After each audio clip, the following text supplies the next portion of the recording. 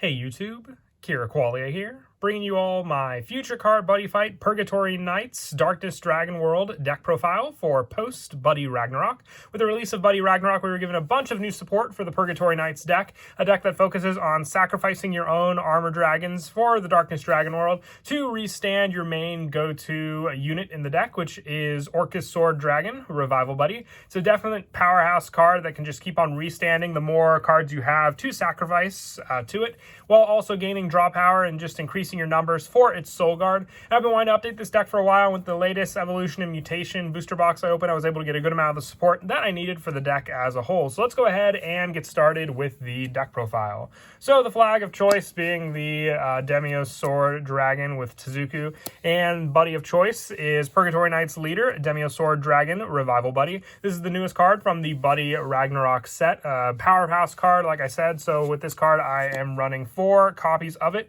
because the biggest weakness of the Purgatory Knights deck is that you don't open up any of your Demios Sword or Orcus Sword Dragons. It's your main go-to combo maker in the deck, being able to sacrifice all of your Purgatory Knights to restand this card, with this card having a call cost of pay 2 gauge and put the top 2 cards of your deck into its soul. So with that, you're already on a defensive stat with this card, just being able to have that setup easily ready to go, and with a counter of being able to destroy an armor dragon on your field to either restand this card and draw a card, or for the rest of the turn, the damage you take is reduced by 1. So whether you're going for the onslaught of attacks on your turn using this card, you will use most of the time the first effect, and not only that, keeping your draw into your hand going consistently with all the cards you can draw, but also being able to then add the different options for the defensive play by reducing the critical you would take of your opponent's monster by 1 for every card you destroy in the field. And the best part about this card is it doesn't specify other Purgatory Knights. All you have to do is destroy an armor dragon on your field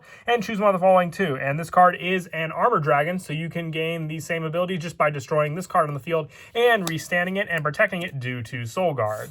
I also run 2 Atonement Purgatory Knight Leader, Orcus Sword Dragon. This is the dual dragon card in the deck. I just wanted an added backup to Demios Sword, just because, like I said, the biggest weakness we have in the deck is not opening up any of our Purgatory Knights Leader. With this one having the same restand destruction power, it's a 1 less gauge cost, but 1 less card in the soul as well, but still having the same option to put cards into the soul and more draw power. I wanted all of the different Purgatory Knights Leaders that gave you draw power with the restand, because like I said, you're going to invest a lot of these cards into the overall play style of the deck, so being able to rely on these cards for draw power and the multiple attacks, and the fact that our Atonement Purgatory Knights leader, Orcus Sword Dragon, has the additional setup for double attack, means we can attack twice with this card already and then rely on the destruction to restand this card also. The Demios Sword Dragon does have higher power and critical, but you can still rely on this card, like I said, as a good added backup. I also run 4 of the Purgatory Knights Demios Sword early. Now, the biggest thing is having multiple cards on the field to call out for this deck, so being able to rely on this card, which you can only call it if you have a Purgatory Knights on your field. And Young Purgatory Knights skill counter, you may pay 1 gauge if you do call this card from your hand. You may only use Young Purgatory Knights once per turn. So if you have your field set up, and let's say you have your Orcus Sword Dragon on the field, just being able to have one on the field, destroying it, putting it into the soul to restand your Orcus Sword Dragon, and then just being able to call out another one can give you the additional attack with this card, having 2 critical, and then just being able to destroy it to restand your Orcus Sword again. Multiple attacks. It is a once per turn, but it's great setup as just an additional card to call out from your hand to the field. I also run 4 of the Purgatory Knights Reborn Silver Staff Dragon. When this card is destroyed by a card effect, you gain 1 life, and the armor dragon with this card in its soul gets Penetrate. So the one thing that our Purgatory Knights leader is lacking is Penetrate, so being able just to give this card Penetrate means if your opponent has a monster on the center with plenty of soul, and you can just keep on attacking into that card, 3 critical Penetrate can basically be the game-winning play against your opponent. So having Silver Staff Dragon also gain you life, but also be able to give you Penetrate.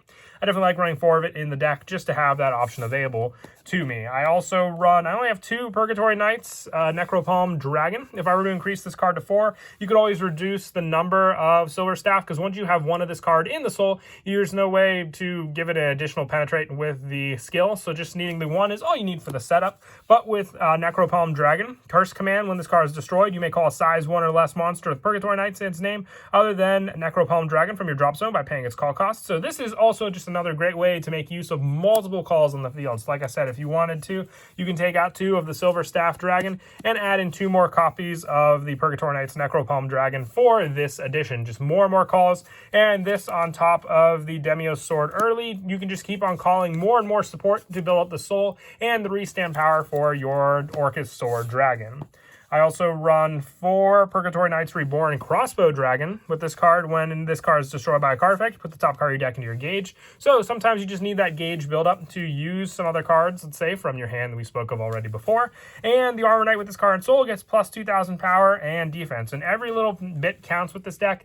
The defense, a little lackluster with our Purgatory Knights leader, just because it's 1,000. They want to make it so it's easy for your opponent to attack into it, obviously. But the power boost to the attack, especially with some of our other spells in the deck, which we'll go over, is a great boost depending on what we're going up against attack-wise. Sometimes I need to link attack, but otherwise, the Purgatory Knights leader should just be able to handle most of the attacks itself. And lastly, for another number change, I run 2 Needleclaw Dragon. This can be another card that you can increase to 4 just by taking out 2 Crossbow Dragon for the number lineup. During the attack phase, when this card is destroyed by a card effect, you put the top 2 cards of your deck in your gauge and gain 2 life.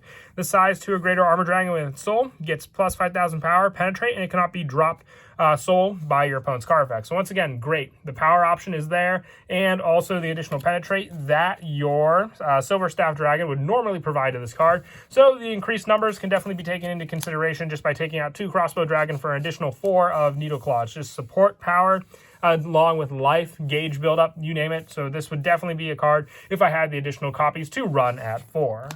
And that's it for the monsters for our item in the deck. I run 4 Purgatory Knights Sword, XP Sword.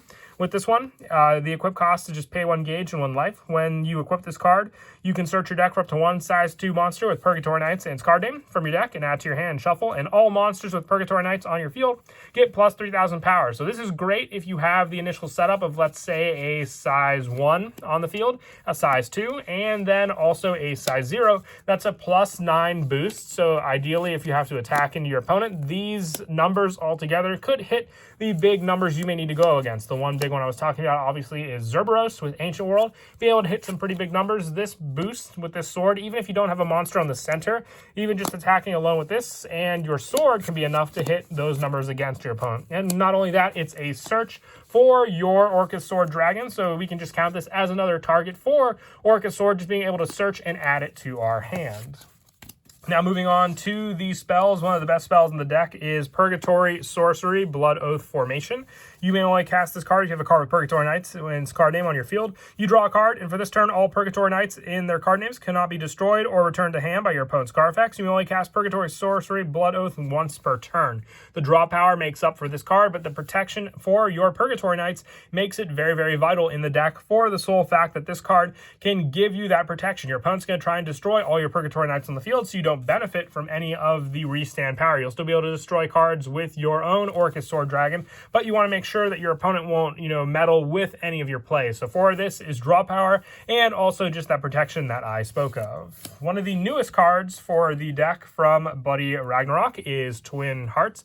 Now, I don't run Into the Future in this deck. I just think Twin Hearts is a lot more consistent for the setup, with Into the Future originally being a restand card. This card, Twin Hearts, allows you to call a size 2 Armor Dragon from your drop zone by paying its call costs on top of one of your Armor Dragon monsters on the field. If you called a card with Demios or Orcus in its name, for this turn, that monster gets power plus 30,000 and critical plus 1. So if you call the Revival Buddy Orcus Sword Dragon, giving it that plus 30,000 alone means it can hit a good amount of anything your opponent may have on the field, and the additional critical, it'll be hitting for 4 now. So even if you finish up the first Orcus Sword, being able to then call another one from your drop zone on top of it with this card for just the cost of 1 life, saves you gauge cost for what you would originally have to call out with this card, makes it that much better and that much more powerful for that card and its initial setup. So you definitely want to run 4 of this card, so you always have that play to go into, and just the added benefit of that power and critical increase can be all you need against your opponent for the game win. For some more of the defensive spells that I run in the deck, I run 4 Pride to the Sword, the Blade Never Dies. You only cast this if you're attacking your opponent's turn. And if an armored dragon's on your field, you nullify the attack. Then you may destroy a card with Purgatory Knights and its card name on the field. If you do, gain 2 life and deal 2 damage to your opponent. So depending on where your opponent is in the game, this could also be the game that basically wins it for you. If your opponent's risking the attack, you activate this, gain life, and then hit your opponent for that final 2 damage. That could, like I said, be the game-winning play for that turn. And for more defensive spells, I run 4 We Traverse the Blood-Soaked Demonic Path. Now, these names, these are some pretty metal names for the Purgatory Knights. With this one, you nullify the attack. Then if you have a card with Purgatory Knights and its card name in your drop zone, put the top card of your deck into your gauge. And you may only cast this during an attack of an opponent's turn if you do not have a monster on your center. So you don't even need to have anything on the field. There just has to be no monster on the center, and you at least have to have a Purgatory Knights in the drop zone. So if your opponent clears the field, you can still use this card to defend yourself and still gain some gauge power to use, because you'll at least need the 2 gauge to pay for your Orcus Sword Revival Buddy. So with the charge and draw next turn, that's the 2 gauge right there ready to go with this card.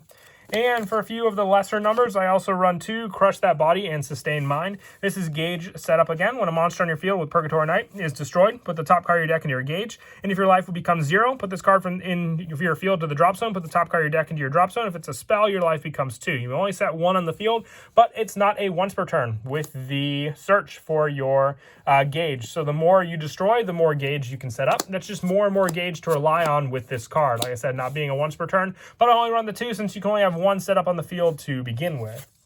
And I also run 2 Chaotic Pain, the last of the spells in the deck. You just pay 1 life to put the top 3 cards of your deck into your drop zone, and then put the top 3 cards of your deck into your gauge. So gauge buildup is definitely important in this deck, because you can pay a lot of it just to get out your main buddy, but also just for all the different plays you may want to rely on in the deck. So this card definitely helps for that gauge setup. It also gives us cards in our drop zone to potentially use to either defend ourselves or to call out on top of one of the monsters we may have on the field already. And then for the final card for the impact in the deck, I just run 4 a wise move. This one is more setup from the drop zone, being able to call out the different Purgatory Knights onto the field just by paying 2 gauge and 1 life. It's another reason why we need a good amount of gauge in the deck. This card's not a once per turn. It also has counter, so you can use it during your attack step, not just the final phase. So very, very useful in the Purgatory Knights deck. Just being able to call out a size 1 monster can be the additional monster you need to power up your Orcus Sword Dragon. It has to be a size 1 monster. So the biggest weakness is you can't get out any of the Needle Claw Dragon or anything like that, but still good for the setup you may want to go for in the deck. But that is it for the deck profile. I hope you all enjoyed the video. I don't do Buddyfight decks as often, but I am trying to update all of them because I know a lot of people still play the game and still want to just see what the latest version for all these different decks would be, and that's what I like doing on the channel. And until next time, please don't forget to leave a like and subscribe, and Kira Qualia out.